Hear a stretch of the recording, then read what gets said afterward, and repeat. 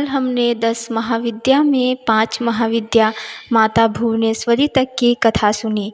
आज हम उनके आगे की कथा सुनेंगे। आशा करती हूँ कि आपको कल की कथा पसंद आई होगी। तो आज की भी कथा पूरी श्रद्धा के साथ सुने ताकि माता रानी आपकी हर मनोकामना पूरी करें। पूरी कथा सुनने के लिए हमारी वीडियो में अंत तक बने रहें। कथा को अधूरा छोड़कर न जाएं। नमस्कार दोस्तों, हमारे चैनल मोटिवेशनल सतमार्ग स्टोरी में आपका स्वागत है। तो चले हम अब आगे की कथा शुरू करते हैं। क्षीयमान विश्व के अधिष्ठान दक्षिणामूर्ति काल भैरव है। उनकी शक्ति ही त्रिपुर भैरवी है। ये ललिता या महात्रिपुर सुंदरी की रथवाहिनी है। ब्रह्मांड पुराण में इन्हें गुप्त योगिनियों की अधिष्ठात्री देवी के रूप में चित्रित किया गया है। मत्स्य पुराण में इनके त्रिपुर भैरवी, कलेश भैरवी, रुद्र भैरवी, चैतन्य भैरवी तथा नित्या भैरवी आदि रूपों का वर्णन प्राप्त होता है। इंद्रियों पर विजय और सर्वत्र उत्कर्ष की प्राप्ति हेतु त्रिपुर भैरवी की उपासना का वर्णन शास्त्रों में मिलता है। महाविद्याओं में इनका 6ठा स्थान है। त्रिपुर भैरवी का मुख्य उपयोग घोर कर्म में होता है। इनके ध्यान का उल्लेख श्री दुर्गा सप्तशती के 3रे अध्याय में महिषासुर वध के प्रसंग में हुआ है। इनका रंग लाल है। ये लाल वस्त्र पहनती है, गले में मुंडमाला धारण करती है और स्तनों पर रक्त चंदन का लेप करती है। अपने हाथों में जपमाला, पुस्तक तथा वर और अभय मुद्रा धारण करती है। माता त्रिपुर भैरवी कमलासन पर विराजमान है। आगम ग्रंथों के अनुसार त्रिपुर भैरवी एकाक्षरूप प्रणव है। इनसे संपूर्ण भुवन प्रकाशित हो रहे हैं तथा अंत में इन्हीं में लय हो जाएंगे। अ से लेकर विसर्ग तक 16 वर्ण भैरव कहलाते हैं तथा क से छ तक के वर्ण योनि अथवा भैरवी कही जाती है। स्वच्छोदोत के प्रथम पलट में इस पर विस्तृत प्रकाश डाला गया है। त्रिपुर भैरवी के अनेक भेद हैं। त्रिपुर भैरवी के अनेक भेद हैं, जैसे सिद्धि भैरवी, चैतन्य भैरवी, भुवनेश्वरी भैरवी, कमलेश्वरी भैरवी, कामेश्वरी भैरवी, षटकुटा भैरवी, नित्या भैरवी, कोलेशी भैरवी, रुद्र भैरवी आदि। सिद्धि भैरवी उत्तरामय पीठ की देवी है। नित्या भैरवी पश्चिमामय पीठ की देवी है। इनके उपासक स्वयं भगवान शिव है। रुद्र भैरवी दक्षिणामय पीठ की देवी है। इनके उपासक भगवान विष्णु हैं। त्रिपुर भैरवी के भैरव वटुक है। मुंडमाला तंत्र अनुसार त्रिपुर भैरवी को भगवान नरसिंह की अभिन्न शक्ति बताया गया है। सृष्टि में परिवर्तन होता रहता है। इनका मूल कारण आकर्षण विकर्षण है। इस सृष्टि के परिवर्तन में क्षण क्षण में होने वाली भावी क्रिया की अधिष्ठात्री शक्ति ही वैदिक दृष्टि से त्रिपुर भैरवी कही जाती है। त्रिपुर भैरवी की रात्रि का नाम कालरात्रि तथा भैरव का नाम काल भैरव है। धूमावती देवी महाविद्याओं में 7वें स्थान पर परिगणित है। इनके संदर्भ में कथा आती है कि एक बार भगवती पार्वती भगवान शिव के साथ कैलाश पर्वत पर बैठी हुई थी। उन्होंने महादेव से अपनी भूख का निवारण करने का निवेदन किया। कई बार मांगने पर भी जब भगवान शिव ने उस ओर ध्यान नहीं दिए, तब उन्होंने महादेव को ही उठाकर निगल लिया। उनके शरीर से धूम राशि निकली। शिव जी ने उस समय पार्वती जी से कहा कि आपकी सुंदर मूर्ति धुएं से ढक जाने के कारण आप धूमावती या ध्रुमा कही जाएगी। धूमावती महाशक्ति अकेली है तथा स्वयं नियंत्रिका है। इनका कोई स्वामी नहीं है, इसलिए इन्हें विधवा कहा गया है। दुर्गा सप्तशती के अनुसार इन्होंने ही प्रतिज्ञा की थी, जो मुझे युद्ध में जीत लेगा तथा मेरा गर्व दूर कर देगा, वही मेरा पति होगा। ऐसा कभी नहीं हुआ, अतः यह कुमारी है। ये धन तथा पति रहित है अथवा अपने पति महादेव को निगल जाने के कारण विधवा है।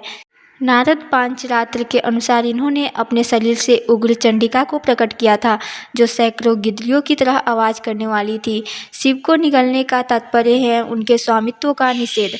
असुरों के कच्चे मांस से इनकी अंगभूता शिवाएं तृप्त हुई, यही इनके भूख का रहस्य है। इनके ध्यान में इन्हें विवर्ण, चंचल, काले रंग वाली, मैले कपड़े धारण करने वाली, खुले केशों वाली, विधवा, काक ध्वज वाले, रथ पर आरूढ़, हाथ में सूप धारण किए, भूख प्यास से व्याकुल तथा निर्मम आंखों वाली बताया गया है।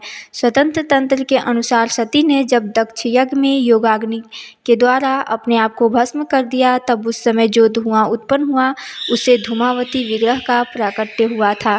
धूमावती की उपासना विपत्ति नाश, रोग निवारण, युद्ध जय, उच्चाटन तथा मारण आदि के लिए की जाती है।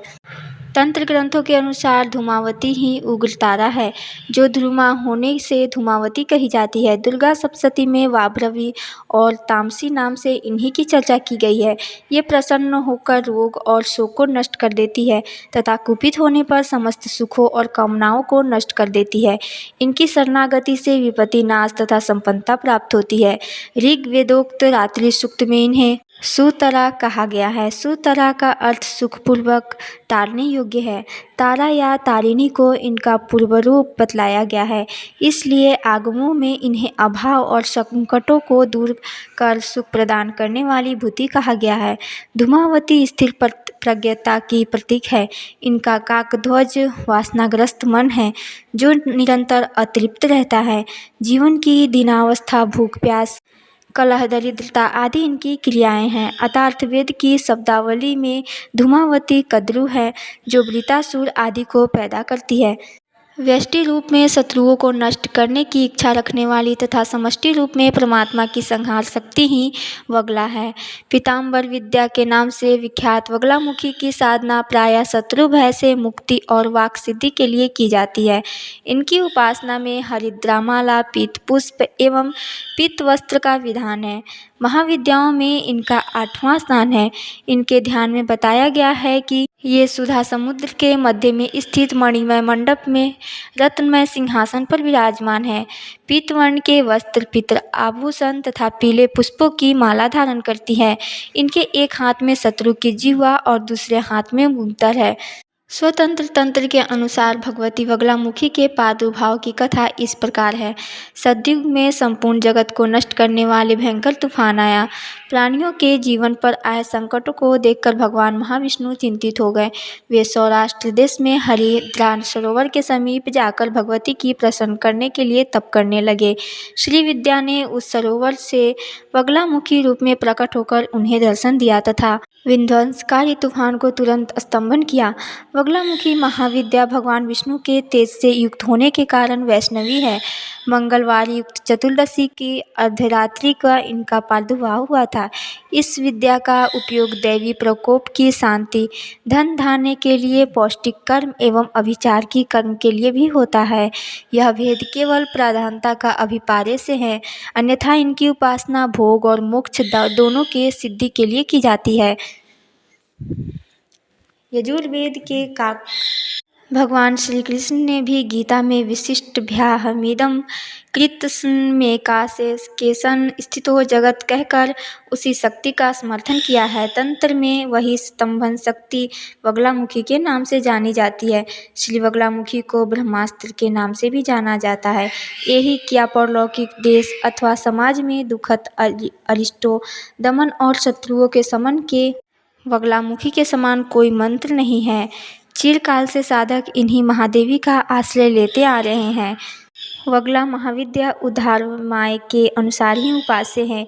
इस म्यान में शक्ति केवल पूज्य मानी जाती है, भोग्य नहीं। श्री कुल की सभी महाविद्याओं की उपासना गुरु के सानिध्य में रहकर सतर्कता पूर्वक सफलता की प्राप्ति होने तक करते रहना चाहिए।